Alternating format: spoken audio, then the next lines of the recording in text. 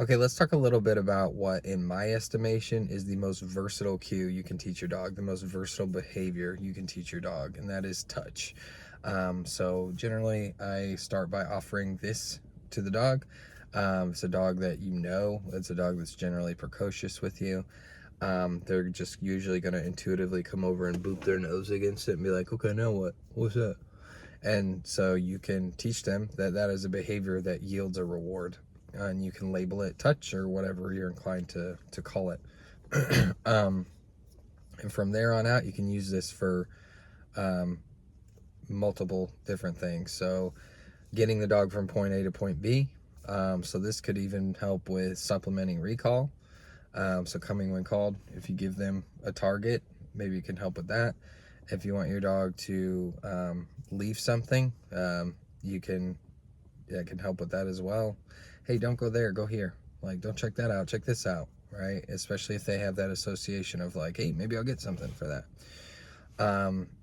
Getting dogs off of like furniture, um, where, you know, of course you can work on an off cue. But you know, if your dog is excited to perform that behavior for you, that can really be helpful, because you don't want to go grab your dog physically or grab your dog's collar to get them off of furniture.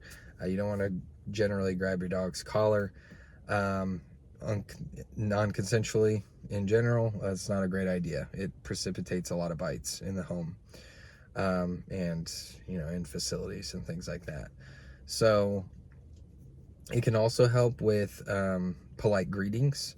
So when you have your greeter offer the hand, if they're gonna offer a hand and your dog is someone who's excited to greet other people, is the context here, then if you offer them a target at which to arrive, you're gonna take the guesswork out of where they should greet someone, because left to their own devices, dogs generally will utilize here and the crotch, the groin, as their default greeting zone. So you can tell them, greet here, and then from there, you will have the person give calm attention and manage that interaction, as long as they have four on the floor and they're not invading that person's space.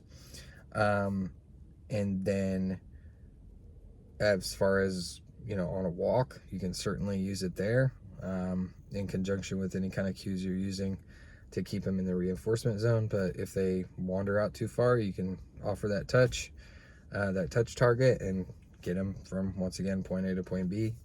And then also, it can really help with any kind of protocol or procedure exercise where you're needing to utilize some type of object on your dog. And so before you put a muzzle on your dog, before you take nail clippers and try to manipulate your dog's paw and cut a nail, or use a Dremel, or use a file, or whatever it is, whatever piece of equipment that you're expecting your dog to tolerate the sensation of, is you're going to need them to be able to approach it before you approach them with the object. So you can use objects as the touch target, essentially.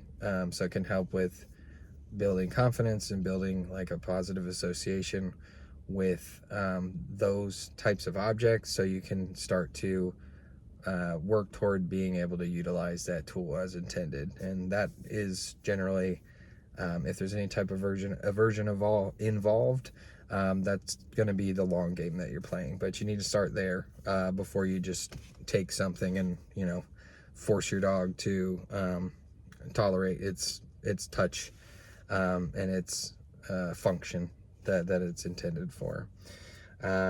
So those are my thoughts on that. Thanks for watching.